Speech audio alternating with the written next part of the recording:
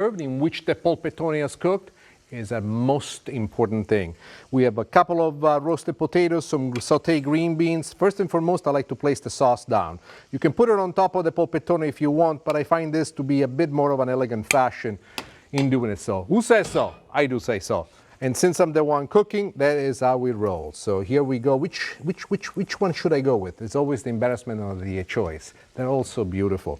Remember, these are pretty sizable slices, so you do not want to be thinking that 3 is where you want to go. Ay, ay, ay, ay. This is how you do it.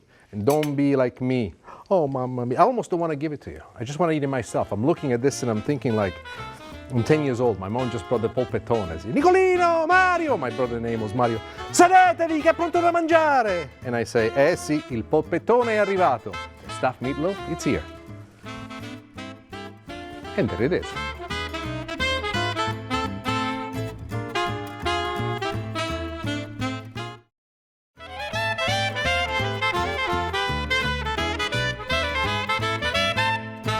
Fresh farm eggs in the city. Is this possible? Actually, yes. Here's my friend Bridget, who decided one day to make it happen. Bridget, how'd you come up with this idea? It was so fun. We had a glass of wine one night. My neighbor and I cut a hole in the fence and started building it. So here we go. Knowing you, I actually believe it. Now, you have 6 chickens in here. How many eggs do you get from 6 chickens? We normally get 6.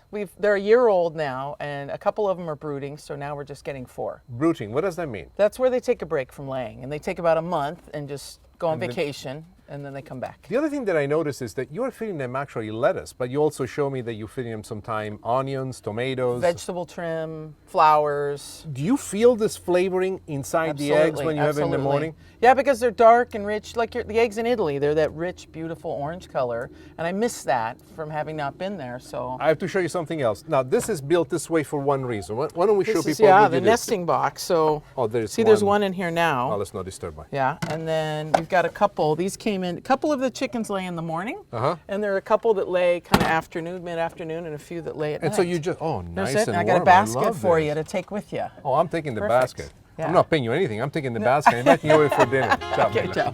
Frittata. Okay. These are my eggs. I'm going to take them with me to my kitchen, and I'm going to make some delicious recipe. Ciao. Ciao.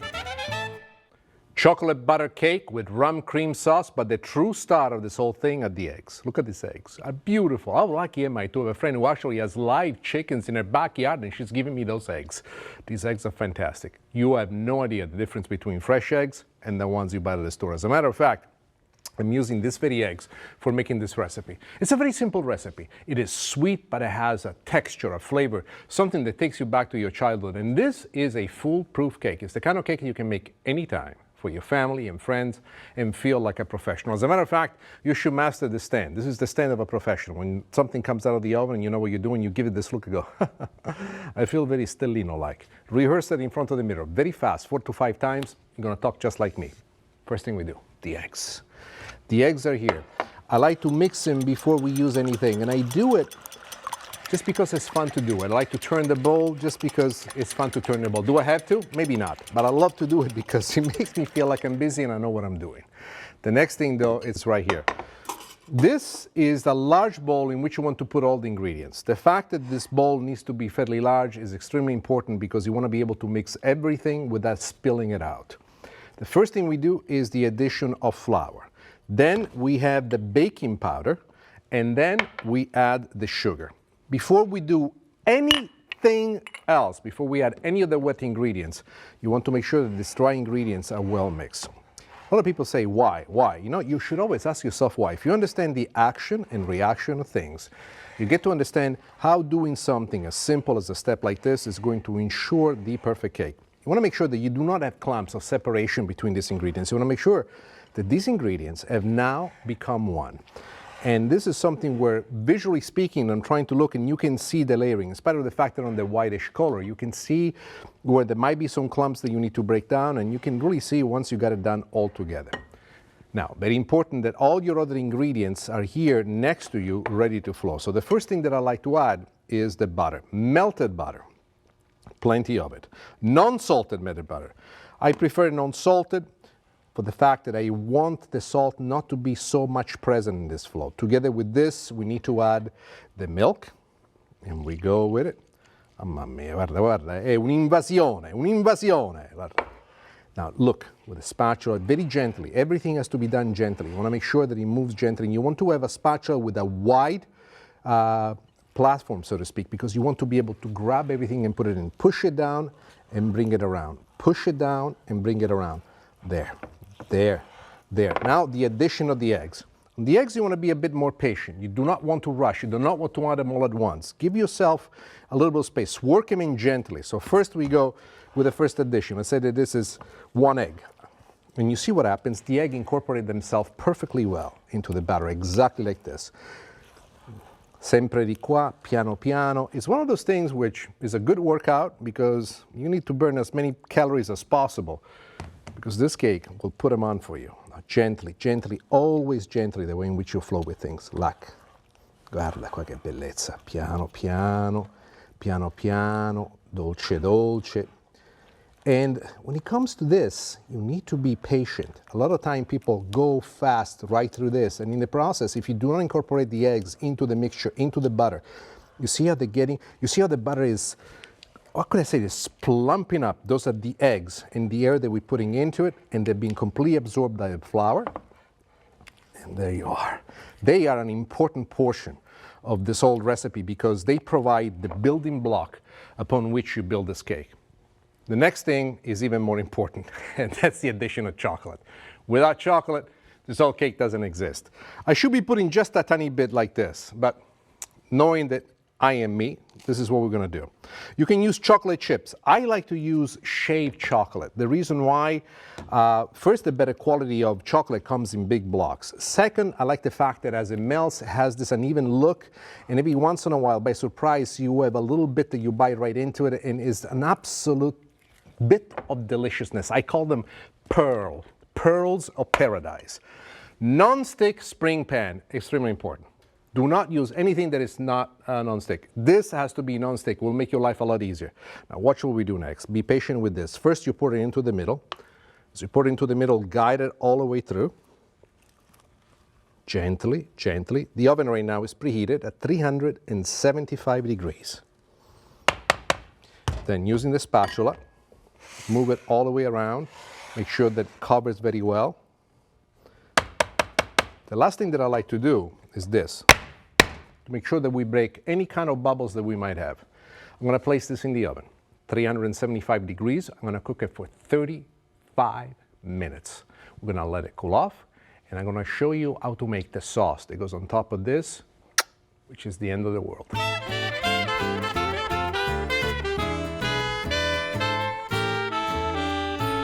Now, the cake is ready. This cake is fantastic, but what I've done, I'll let it cool off. Then I have taken it out of the ring mold and placed it in the refrigerator. The reason why I like to do that is because it really solidifies the texture, make it a little bit more dense. When your guests arrive and you're ready to serve this at the end of your dinner, one of the things that I would propose is that you let it sit outside for about 45 minutes until it comes to temperature. Now take a look at the slice that I cut already for you. You can see all the layers to it. You can see the bits of chocolates that were trapped on the inside. Some have fallen to the bottom. Some I've cut up halfway through, big, small ones. Each one of this is a morsel of delight. That's how I like to refer to it. This is one of the simplest combinations that you will ever find in the making of a cake that will give you the greatest satisfaction ever. But what I'm about to share with you now is the secret for the rum, cream, butter, sauce. I have to spell it all out because you think, what does it mean? That's it. That's all the ingredients in there, plus sugar, of course. Now, what I want to walk you through is the assembly process of this. First and foremost, you do start with the butter. You want to make sure that the butter softens. Make sure that as you add the butter, you are cooking with a medium-low heat. This is very important. We're going to add the sugar now.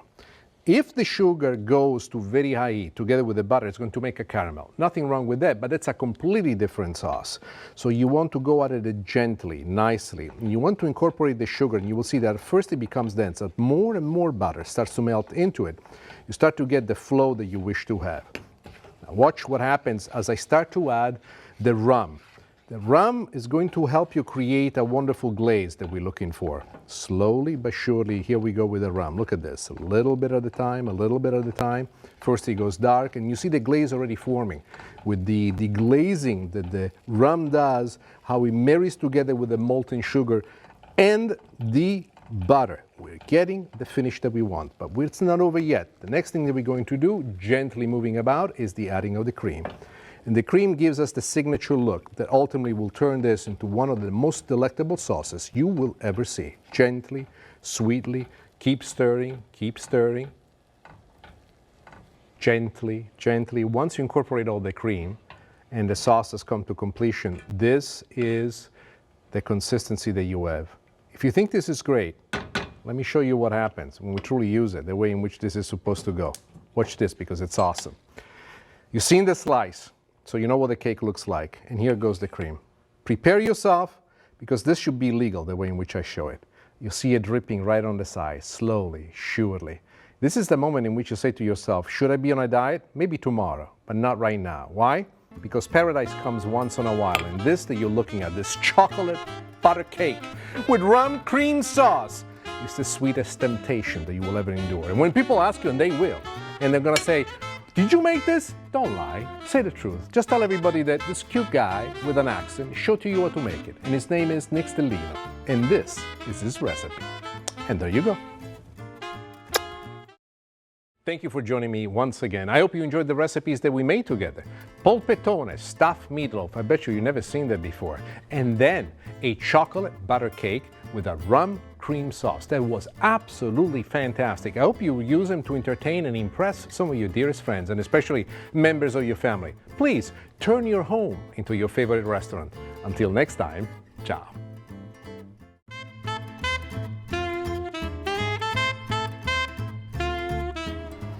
Some people like gin. I like vodka. Why? Well, gin is made from vodka. It's a second distillation that takes place with some flavoring that's added to it. Vodka in its purest form is 95% pure. It could be made from potato, wheat, grains, even fruit for that matter. As a matter of fact, different ingredients give to the vodka a completely different flavor. I would suggest that next time you stop at your favorite liquor store, try different vodkas to get a clear sense of the flavor profile that you like. As for you martini drinkers, you can go with gin, but if you're anything like me, vodka is the only way.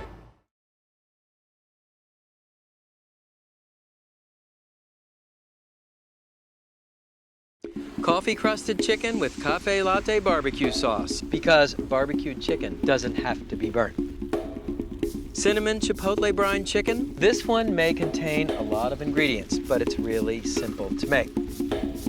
And spatchcock game hens with basil marinade. That basil has such a great fresh smell. When bird meets grill, everyone eats well. I'm Stephen Reichlin, and from the beautiful Tubac Golf Resort in southern Arizona, it's time to grill.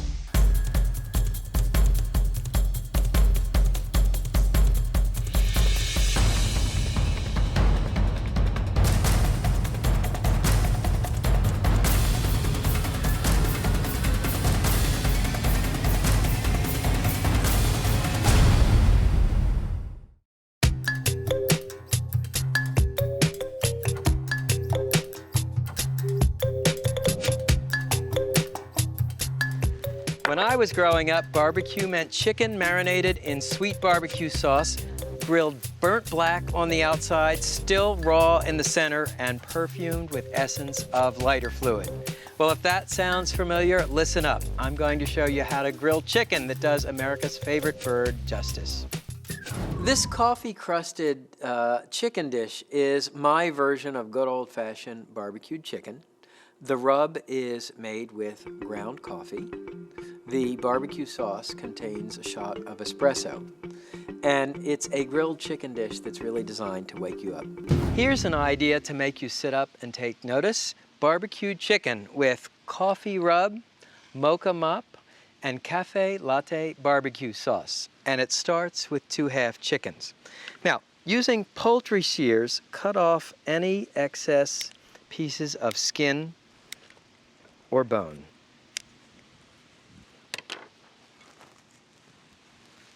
Next, make the rub. It starts with ground coffee, granulated sugar, sweet paprika, salt, and cracked or freshly ground black pepper. Mix the ingredients for the rub with your fingers so you can break up any lumps that may be in the sugar. Sprinkle the chicken with the rub on both sides, massaging it into the meat.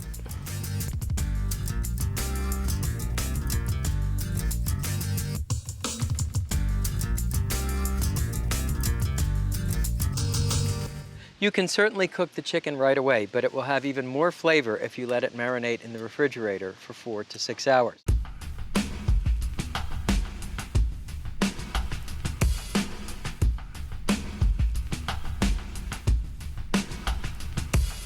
To judge from the amount of poultry served at American barbecues, chicken is one of our favorite foods to grill. And to judge from the amount of burnt chicken or uncooked chicken served at American barbecues, it's one of the dishes we need the most help with. To achieve that authentic smoke flavor, it's best to cook the chicken on a charcoal grill. Best way to light charcoal is in a chimney starter, natural lump charcoal in the top, and either a piece of crumpled newspaper or a paraffin fire starter in the bottom. Advantage of the chimney, it funnels the heat upwards so the coals light uniformly. Now we want to set up the grill for classic indirect grilling. Rake some of the coals out on one side, and some of the coals out on the other.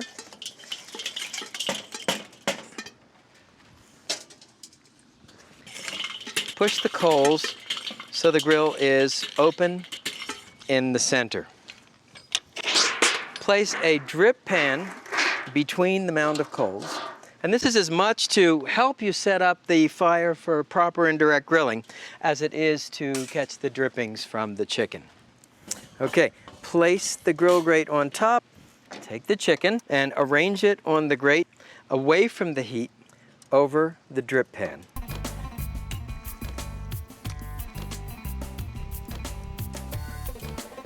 And finally, to generate the smoke flavor, a handful of hickory or oak chips on each mound of charcoal. I've soaked the chips in coffee to keep up with our coffee theme. Soaking the chips enables them to smolder rather than catch fire.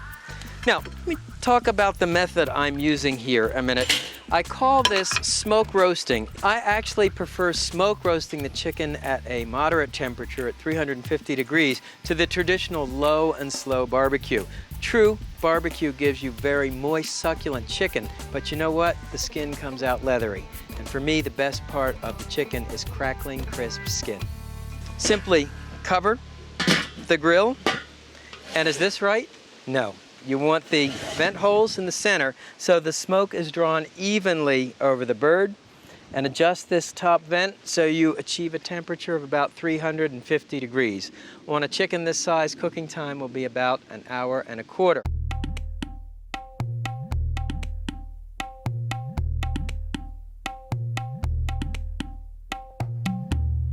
The beauty of coffee, it's very aromatic, it's a little bit bitter, it's a little bit sweet. It plays to a lot of different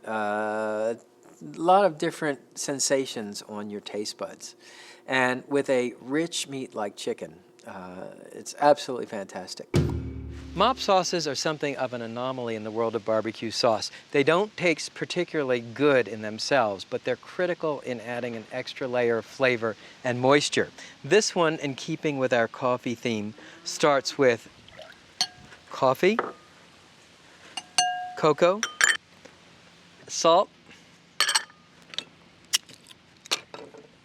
and beer. And what do you notice about this mop sauce? It contains not 1 ounce of sugar. Simply whisk these ingredients until mixed. And we'll apply this to the barbecued chicken.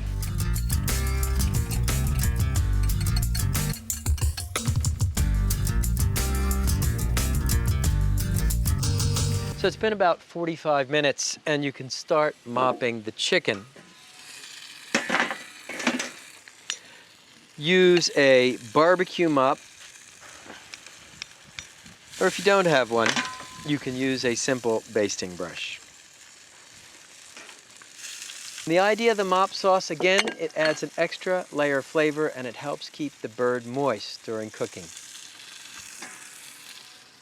So cover the grill about another half an hour and we'll mop every 15 minutes. The cooking time for the chicken halves, about an hour to an hour and 15 minutes.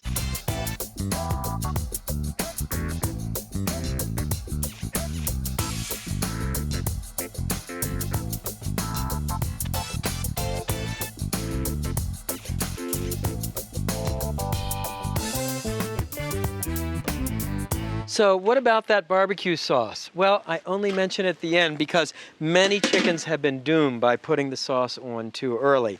This is a cafe latte barbecue sauce. The recipe is on the website, and I brush it on the last 2 minutes of cooking. Then turn the chicken and place it directly over the fire to sizzle the sauce into the skin. See, if you put the sauce on too early, the sugar will burn before the chicken is completely cooked.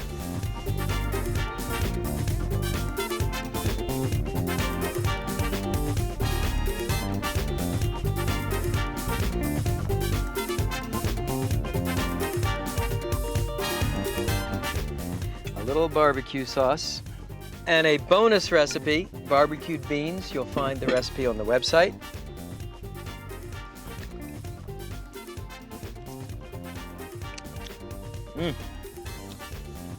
This sure isn't like the barbecue chicken I grew up on.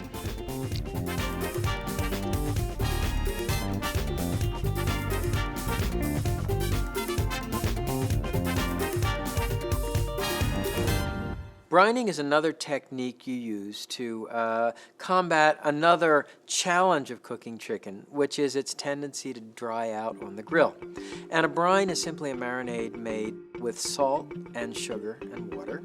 And by the mystical process of osmosis, when you place a piece of chicken or a whole chicken in the brine, the meat absorbs the brine. It's a common problem, chicken that comes off the grill dry. There's a simple solution: cure it in a brine. A brine is nothing more than a saltwater-based marinade. This one may contain a lot of ingredients, but it's really simple to make. So first, the whole spices: cinnamon and cloves, which you know, and fennel seed, and star anise, which has a smoky licorice flavor. Roast the whole spices in a dry skillet over medium heat until they start to release some of their aromatic oils. Next, coriander, hot pepper flakes, dried thyme, chopped flat leaf parsley, cocoa powder, bay leaves. Don't forget to stir your roasted spices so they don't burn. Granulated sugar, brown sugar, coarse sea salt. We're going to have a contrast of sweet and salty in this brine. And then chipotle chilies, which are smoked jalapeno chilies for both heat and smoke. And the juices from the chipotle chilies, those are called adobo. Garlic, and a little liquid smoke. And last of all, the roasted spices, and the aromatic oils are incredible. Okay, place these ingredients in a large container and add water at room temperature. See, I'll just use it to dissolve those spices.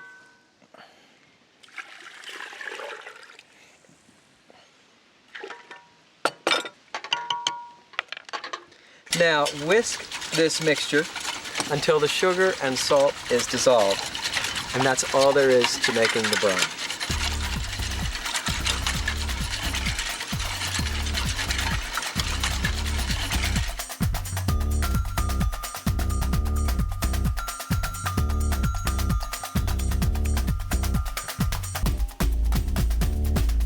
This is a 6-pound roasting chicken. Let me show you a cool way to truss it. First of all, tuck the wingtips under the wings.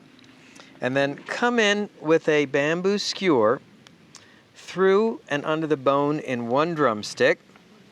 Then twist it around. Come through and under the bone of the other drumstick.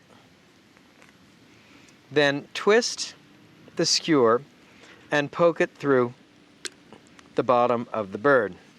By the way, I learned this technique from my son Jake, who's a chef in New York. And why do you truss a chicken? Well, it just looks more pleasing than a bird that's sort of flopping all over the place. Place the chicken in the brine. Make sure the brine is cold. To keep the bird submerged, you can place a zip-top bag filled with water on top. Okay, place the brine chicken in the refrigerator and marinate it for 24 hours. I told you this would be simple.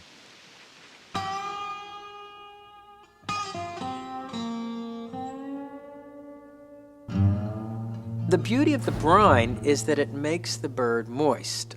This brine also contains a tremendous amount of flavor thanks to the fresh herbs, the chipotle chilies, cinnamon sticks.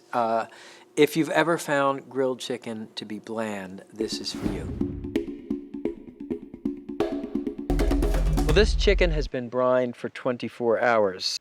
Just take it out of the brine and put it over here to drain. How does brining work? Well, remember your high school chemistry? It's a process called osmosis. The brine has a greater mineral density than the liquid in the chicken. It wants to achieve equilibrium, so the brine actually flows into the chicken, making the chicken both moist and incredibly flavorful. Now, there are lots of grills and smokers you could use to cook the chicken. We're using a pellet smoker, and pellet smokers have gotten a lot of attention recently. How do they work? Well, they use these pellets of compressed hardwood sawdust, and you place the pellets in the hopper, then turn on the smoker, and at a lower temperature, the smoker smokes only. You can also increase the temperature to a higher temperature to roast, so it's kind of a smoker roaster.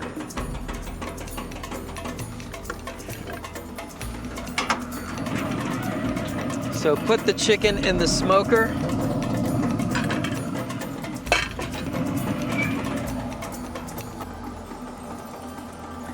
And I'm going to smoke roast it at 325 degrees for about 2 hours.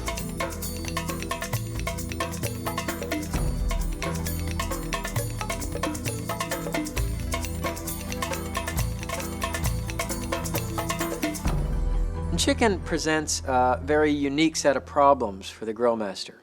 Why? First of all, it must be cooked completely, all the way through. Okay, you cannot serve rare or medium rare chicken in this day and age without taking your life in your hands. Second of all, chicken is loaded with fat, especially American chickens. So if you use the wrong method, let's say if you try and direct grill fatty piece of chicken with the skin on, your grill will soon turn into a flaming conflagration. The chicken looks perfect, but we'll check, as we always do, with an instant read meat thermometer, looking for 170 degrees at the thigh. Excellent. So now we can take out the bird. You may be surprised that I roasted the chicken at such a high temperature, 350 degrees. Well, the reason is simple. If you want crackling, crisp skin, you have to cook it at a higher temperature. So let's see how we did here.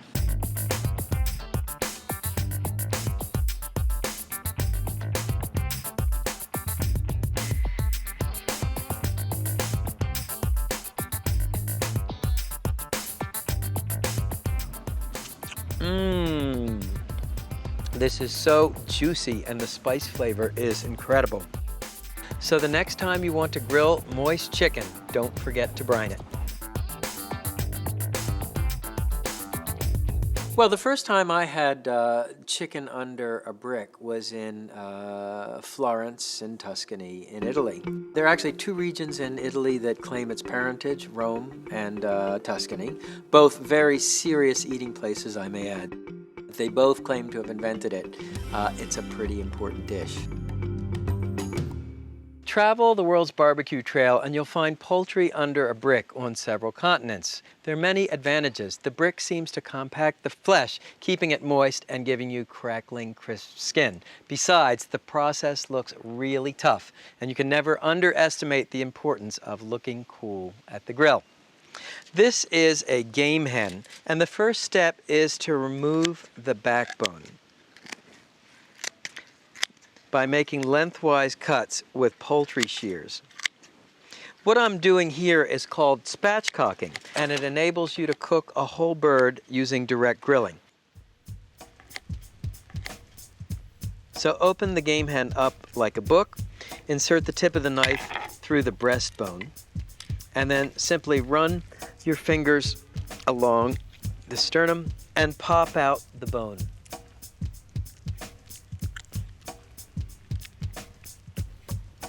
Next, make a cut in the skin between the legs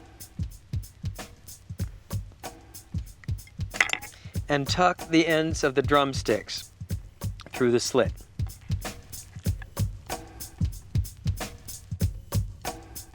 Finally, tuck the wingtips under the wings. And that is all there is to spatchcocking a game hen. You can see you'll be able to direct grill this like a chicken breast. There's another advantage to spatchcocking, and that is because you take a big round bird and you flatten it out, you maximize the amount of surface area exposed to both the marinade and the seasonings and also the fire. So it's a great way to enhance the flavor of chicken or game hen. Now, the marinade is a sort of pesto made without the nuts and cheese. It starts with fresh basil, whole garlic, salt, freshly ground black pepper, and grind these ingredients together. Then add the liquid ingredients, extra virgin olive oil, freshly squeezed lemon juice, and enough water to thin the mixture to pourable consistency.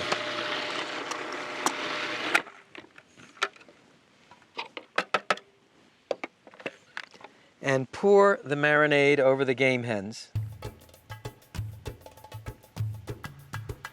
That basil has such a great fresh smell. Lift the game hens up to make sure the marinade coats both sides. Then put the game hens in the refrigerator and marinate for at least 4 hours or as long as overnight.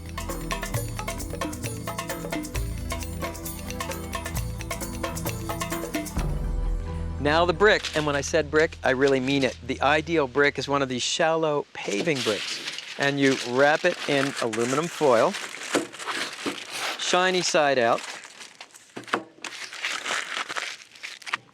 You can also use a metal grill press.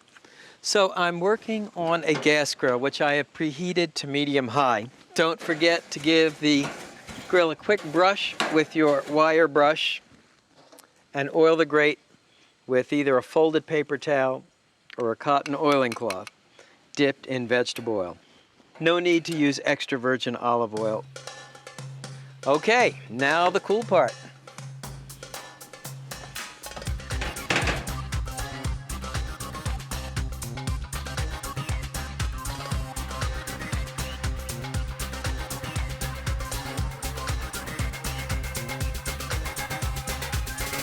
Cooking time, about 8 to 12 minutes. By the way, even though this is an oil-based marinade, check it out. There are really no flare-ups. And I'm going to leave the grill lid open. First of all, I want to monitor the cooking. Second of all, this process looks so cool. I want to make sure everybody sees it. The beauty of the stone is that it presses and compacts the meat, which gives the meat and the skin a very crusty consistency. Another advantage is because you're cooking the chicken covered, it prevents it from drying out.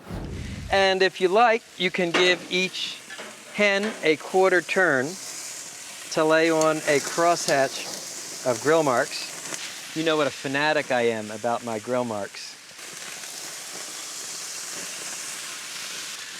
Italians call this pollo al matone. Mexicans call it pollo a la piedra. I call it a fantastic way to grill poultry. So how do you know when it's time to turn the bird? Cook the hens until golden brown on one side, and then you can turn each one over. Don't be afraid to get in there with your hands.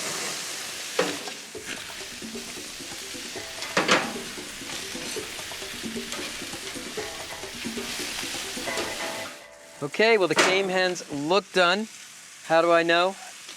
Give them the poke test. They feel firm to the touch. Of course, another way to check is with our trusty instant read meat thermometer. Insert it into the deepest part of the thigh. It should read about 170 degrees. These birds are crusty and beautiful. Game hens under a brick, because some questions in barbecue deserve a weighty response.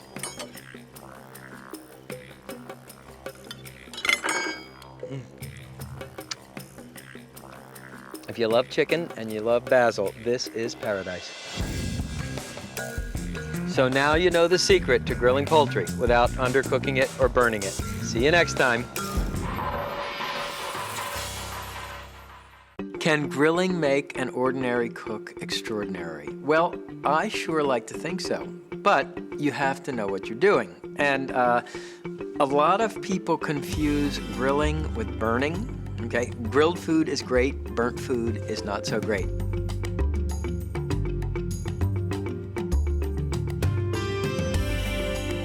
What we try and do on the Primal Grill is teach you how to grill food, not burn it.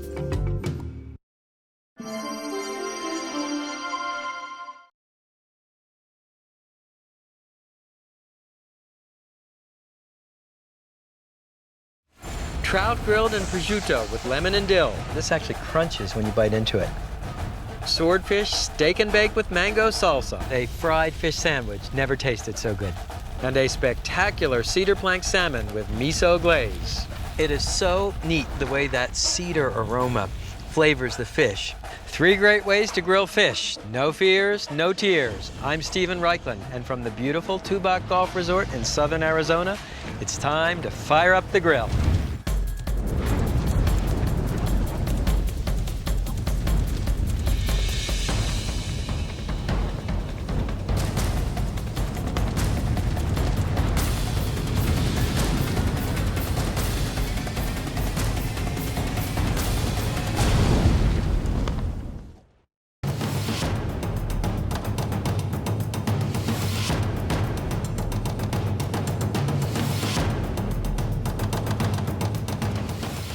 To judge from your emails, a lot of people have problems grilling fish.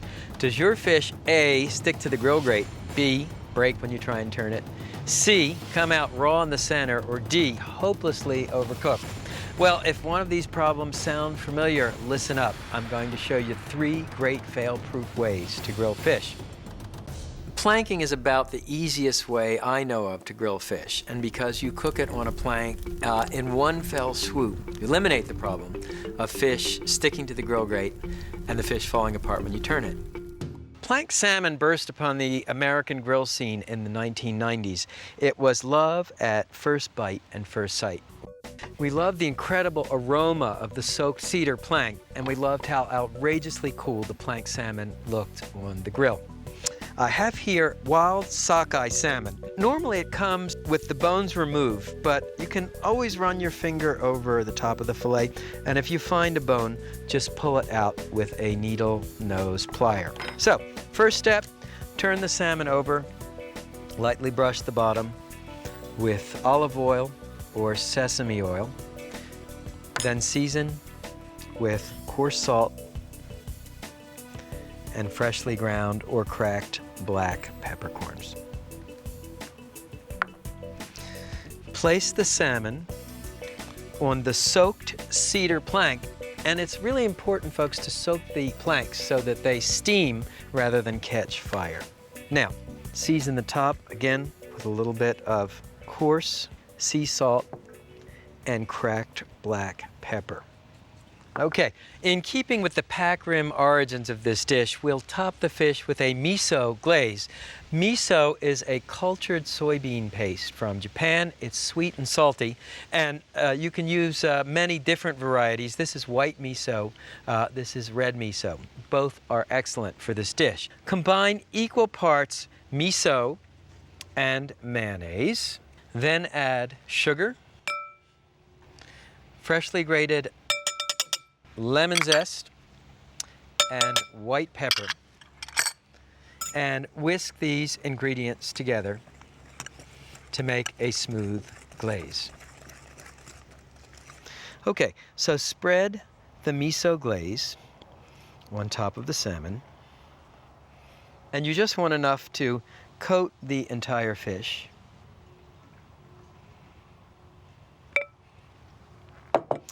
And there's your plank salmon ready for grilling. Now, if you want a slightly more formal version of this dish, you can use individual cedar planks. Cut your fish. We'll take a nice center cut section here, and we can cut about a 2-inch piece. Place the fish running diagonal to the board. And again, we season with coarse salt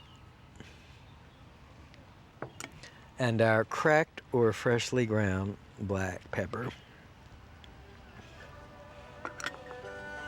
and spread the fish with the glaze.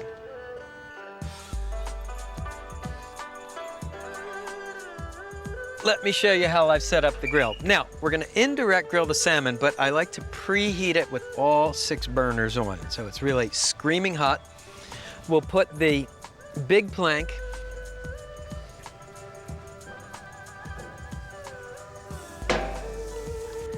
and the small planks in the front, and turn off the burners that are directly under the planks, okay? So classic indirect grilling, but you want to work at a slightly higher temperature. Then close the grill. Take about 20 to 30 minutes for the fish. Meanwhile, let me show you a great fennel fresh orange slaw to serve with the plank salmon.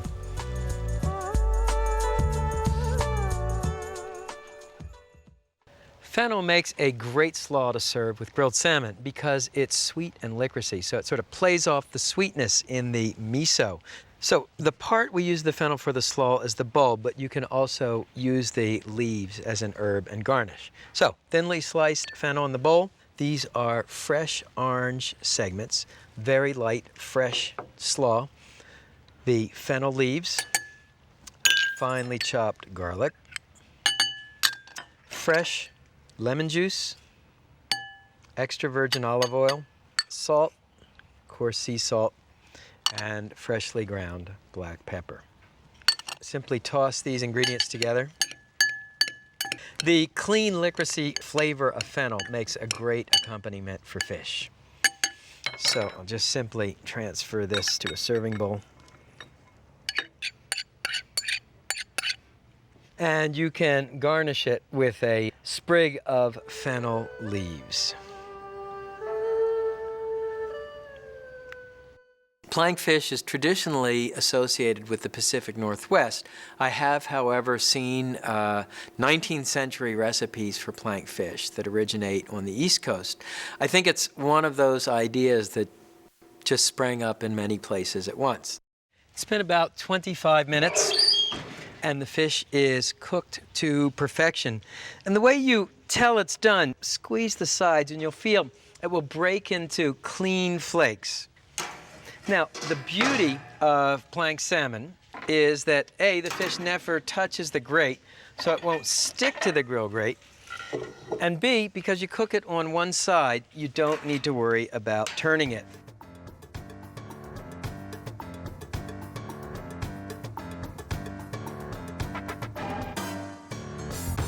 There's your plank salmon with miso glaze and orange and fennel slaw.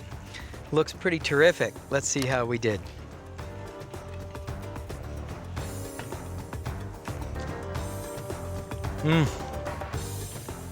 It is so neat the way that cedar aroma flavors the fish. And let me just take a bite of the fennel orange slaw here. This dish really came together in about a half an hour. So it's something you could make on a busy weeknight.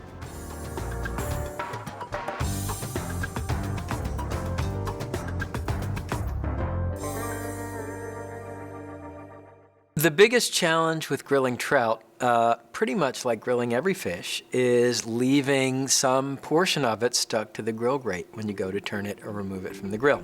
Well, I had the idea to use paper-thin slices of prosciutto. It looks really cool, and it works great. Your fish will not stick to the grill grate. Remember that American camping classic, trout cooked with bacon over an open fire? Well, here's the uptown version, featuring trout stuffed with lemon and dill and wrapped and grilled in prosciutto. It's another strategy for keeping fish from sticking to the grill grate. We have beautiful Idaho trout here, and the first step is to trim off the fins using kitchen shears. This is purely aesthetic, but remember, we eat with our eyes as well as our palate. Next, open up the trout and season it first with coarse salt and cracked or freshly ground black pepper, finely chopped fresh dill, and a couple slices of lemon. And then to keep the fish nice and moist, you can squirt it with a little extra virgin olive oil. The next step is wrapping and tying the fish. So cut yourself about 12 or 14 inches of butcher string. This must be real cotton string, by the way, and not synthetic. And lay a slice of prosciutto ham on top. Next, lay the fish on top of the prosciutto, and you can season the outside with a little bit more salt and pepper. Lay another slice of prosciutto on top of the trout, and then tie the prosciutto in place with the string. Now, this is a cool knot I learned from one of my students who's a surgeon. You loop through twice and pull the string, and that second loop actually locks the string in place. So you can tie it like a conventional knot.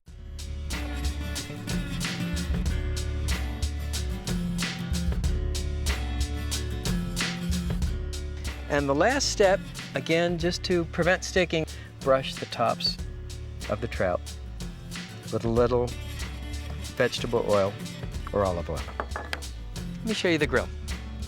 Here's a new grill to add to your collection. It belongs to a family of grills called the Kamado cooker. Now, it has several features, and the first is this venting system, which allows you to go from a very low heat to a very high heat in a matter of seconds. The second are these thick ceramic walls, which work great for holding in heat and moisture. We'll simply place the grill grate in the grill. Now put the trout on. And when you place the trout on the grill, go oil side down to start.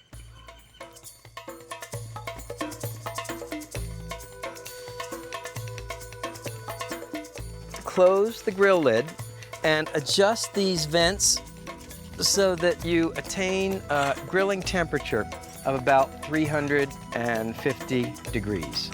It's that simple to control the heat.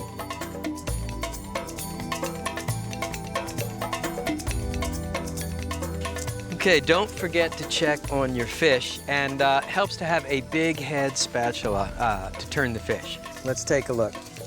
And if one fish is cooking faster than the other, all you need to do is just change positions. In general, the fish in the center cook a little bit more quickly than the fish on the outside.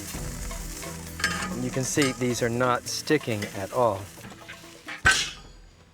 Here's a lemon dill mustard sauce that goes great with any grilled fish, especially trout. It starts with mayonnaise, sour cream, mustard, and I like Dijon mustard for this, but you could also use a honey mustard if you want a touch of sweetness, lemon zest, chopped fresh dill, which reinforce the lemon dill flavor in the trout, and finally, fresh lemon juice. Simply whisk the ingredients together You can see I'm working over ice. Always a good idea to keep any mayonnaise-based sauce over ice. And that's the sauce. I think the trout are ready. Wow, they look fantastic. So how do you know they're cooked? Well, first of all, they're golden brown. You press the trout and you can feel the meat sort of flake under your finger. And if you really want to make sure, you can make a little cut in the back of the trout and just check that the meat next to the bone is fully cooked.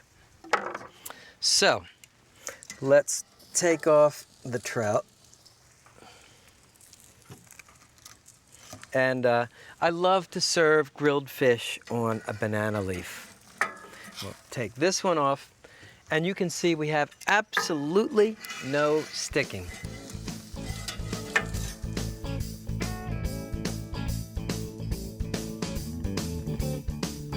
And of course, don't forget to remove the string.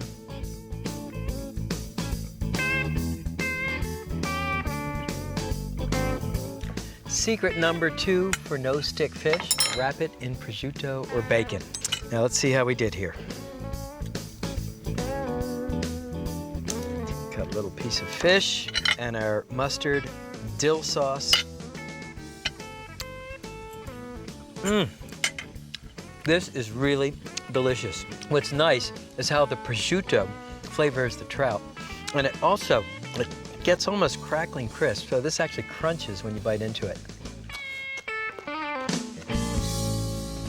Many years ago, when I first started traveling the world's barbecue trail, I went to the islands of Trinidad and Tobago in the Caribbean. And shark and bake is a popular beach food. Now, it's not actually grilled. Traditionally, the shark is seasoned with local herbs and deep fried. And the bake is actually a flatbread that is also deep fried. But I thought, you know, wouldn't it be great if you could take these 2 deep fried dishes and cook them on the grill? I've always believed that if something tastes good baked, fried, or sautéed, it probably tastes even better grilled. It brings us to the 3rd secret of non-stick fish grilling. Choose a firm steak fish like swordfish, shark, or tuna. I'm using swordfish. So the first step in any Trinidadian recipe is to make what's called the paramin seasoning. It begins with chopped fresh scallion, shallot, garlic, celery, chopped fresh parsley and cilantro, chopped fresh mint, thyme. We have chopped bell peppers and Scotch bonnet chilies. And the Scotch bonnet, sometimes known as the habanero, is the world's hottest chili, 50 times hotter than a jalapeno. Next, add fresh lime juice, about 3/4 cup of water, salt, and pepper to taste. Puree these ingredients in a blender.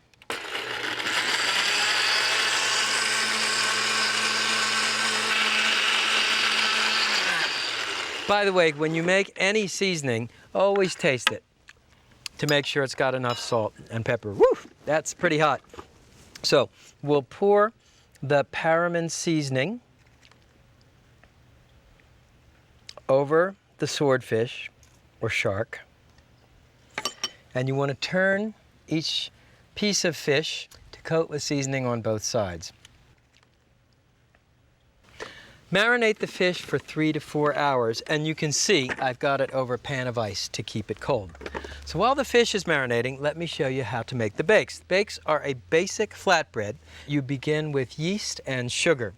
To this mixture, add a tablespoon of warm water and stir to dissolve the yeast. Okay. I have here 2½ cups of flour. And to this, I'll add salt, baking powder, the yeast mixture,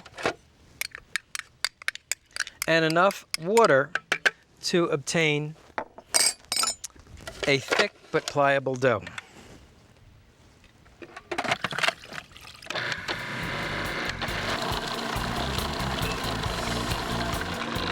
and process the ingredients until the dough comes together into a sort of smooth ball.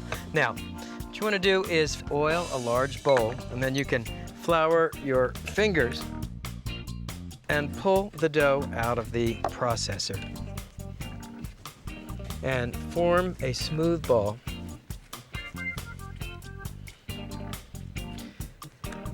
And place it in the bowl. Cover the bowl with plastic wrap and let the dough rise until doubled in bulk. That will take about an hour. Now, you may not see bread making supplies by the grill side at most American barbecues, but you know what?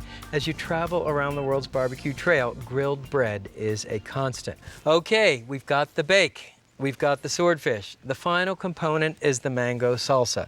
It starts with diced ripe mango, cucumber for crunch, red bell pepper for color, finely chopped scallion, and fiery Scotch bonnet chili for flavor, a little brown sugar for sweetness, candied ginger for punch, rice vinegar, and chopped fresh mint. Simply toss these ingredients together. Now, this may seem a little complicated, but each part can be prepared well ahead of time. You can see the dough has risen till doubled in bulk, and I just divided it into 4 balls. Take a ball of dough and put it on your cutting board. You want to roll it out with a rolling pin. And actually, you'll see pit masters in India doing this with naan right at the side of the grill. Okay, so now comes the moment of truth. We grill the bread. And we'll start by oiling the grill grate, as we always do. We're using these twin portable gas grills. And next, brush the top of each flatbread with oil. And arrange the flatbread oiled side down on the hot grate.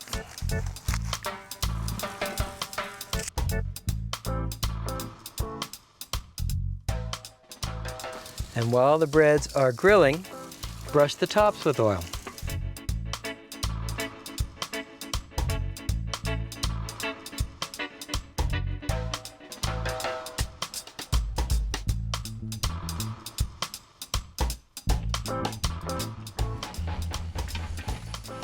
So once the dough starts to bubble on top, just give each bake a turn and cook the other side the same way.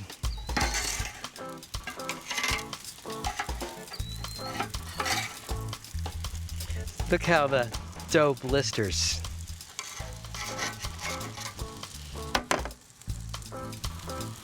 And you can brush the bakes with a little more oil.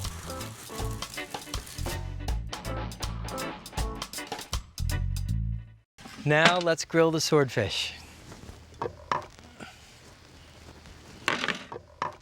On goes the Paramin marinated swordfish.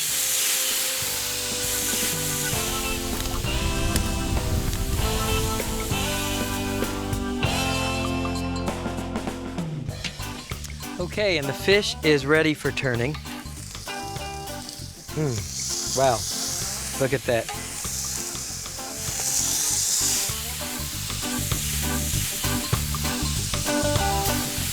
You can really smell the aroma of the Scotch bonnet chili. And it'll just be another minute. Meanwhile, I'll take off the bakes.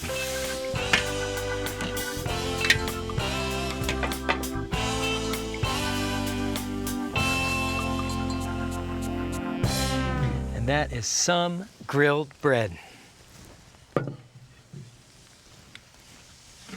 Okay, by now the swordfish should be cooked. And remember, we use that flake test. I press the fish and it breaks into clean flakes. Because the swordfish is so thin, it cooks really quickly.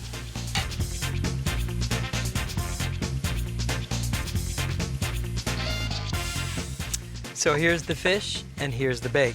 Let me show you how to put it together. Take a flatbread and a piece of fish and a spoonful of the salsa, fish, and bake, because a fried fish sandwich never tasted so good.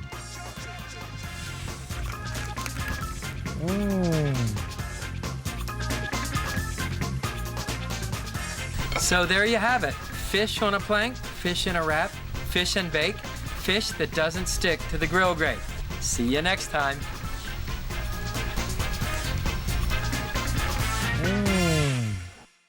Fish is one of the most